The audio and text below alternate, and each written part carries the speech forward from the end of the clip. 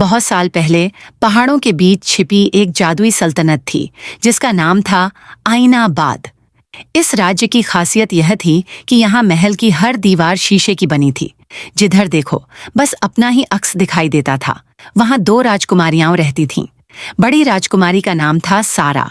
वह बेहद खूबसूरत थी, लेकिन उसे शीशे में खुद को निहारने के सिवा और कोई काम नहीं था।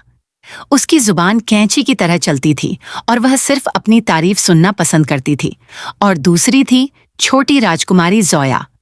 जोया देख नहीं सकती थी, वह जन्म से ही नेत्रहीन थी। वह महल के एक कोने में चुपचाप बैठी रहती और पुराने चरखे पर धागा बुनती रहती। लोग कहते थे, बेचारी जोया न कुछ देख सकती है न राज कर सकती है। लेकिन लोग गलत थे। जोया आंखों से नहीं, अपने दिल से देखती थी। उसे महल की दीवारों में छिपे झूठ और फरेब की आवाजें सुनाई देती थीं। राज्य में सब कुछ ऊपर से अच्छा लग रहा था। मंत्री और वजीर राजा को बताते थे कि खजाना भरा हुआ है और प्रजा खुश है, लेकिन जोया को हवाओं में भूख और दर्द की गंध आती थी। एक रात जोया ने फैसला किया कि वह सच जानकर रहेगी।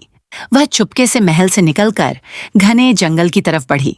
जंगल डरावना था, लेकिन जोया को डर नहीं लगा। वह चलते चलते जंगल के बीचों बीच एक पुराने चमकीले शहतूत के पेड़ के पास पहुंची। उसने पेड़ को छूकर कहा, ऐ कुदरत, मुझे रास्ता दिखा। मुझे वो सच दिखा जो आंखें नहीं देख सकती। अचानक पेड़ की शाखाएं हिलीं और जोया के हाथ में एक गर्म जादुई चीज आ गिरी। हवा में एक गूंजती हुई आवाज आई, जोया, ये इंसाफ का धागा है। ये झूठ को पहचानता है। जब भी कोई झूठ बोलेगा, ये धागा काला पड़ जाएगा और कांटों की तरह चुभेगा, लेकिन सच के सामने ये सोने की तरह चमक उठेगा। अगली सुबह दरबार सजा हुआ था। राजा अपने सिंहासन पर बैठे थे और वजीर अपनी झूठी तारीफों के पुल बांध रहा था। तभी जोया दरबार में दाखिल हुई। उसके हाथ में वह चमकता हुआ सोने का धागा था। सारा हंसी और बोली, अरे जोया, तुम यहाँ क्या कर रही हो? वापस जाओ, गिर जाओगी। जोया ने गंभीर आवाज में कहा, मैं नहीं गिरूंगी दीदी, लेकिन आज इस महल के झूठे शीशे जरूर टूटेंगे। जोया ने वह सोने का धागा हवा में उछाल दिया। धागा जादुई तरीके से हवा में तैरता हुआ सीधा वजीर के गले के पास गया और लिपट गया।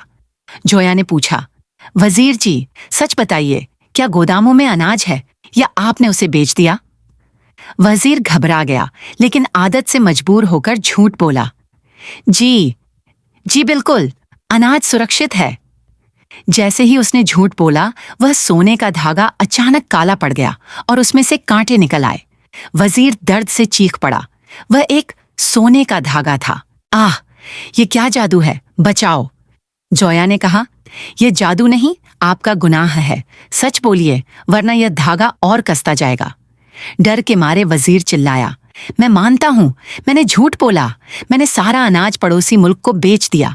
मुझे माफ कर दो। जैसे ही सच बाहर आया, धागा वापस सुनहरा हो गया और वजीर जमीन पर गिर पड़ा। दरबार में सन्नाटा छा गया। राजा और दरबारी हैरान रह गए। अब वह धागा राजकुमारी सारा की तरफ मुड़ा। सारा डर से पीछे हट गई। जोया ने नरमी से कहा, डरो मत सारा, बस अपने दिल का सच बताओ। क्या तुम वाकई खुश हो या इन शीशों में सिर्फ अपनी परछाई से प्यार करती हो? धागा सारा के हाथ पर लिपट गया। सारा की आंखों में आंसू आ गए। उसने पहली बार सच बोला, मैं खुश नहीं हूं जोया। मुझे डर लगता है कि अगर मेरी खूबसूरती चली गई तो कोई मुझे प्यार नहीं करेगा। मैं अकेली हूं। जैसे ही उसने सच स्वीकार किया, धागा सूरज की तरह चमक उठा। जोया ने आगे बढ़कर अपनी बहन को गले लगा लिया। उस दिन के बाद आइनाबाद के सारे शीशे हटा दिए गए। खिड़कियां खोल दी गईं ताकि ताजी हवा और सच्चाई अंदर आ सके। जोया, जो आंखों से नहीं देख सकती थी, उसने पूरे राज्य को सच्चाई का रास्ता दिखाया और दोनों बहनों ने मिलकर साबित कर दिया कि असली ताकत आवाज या खूबसूरती में नहीं, बल्कि सच बोलने की हिम्मत में होती है।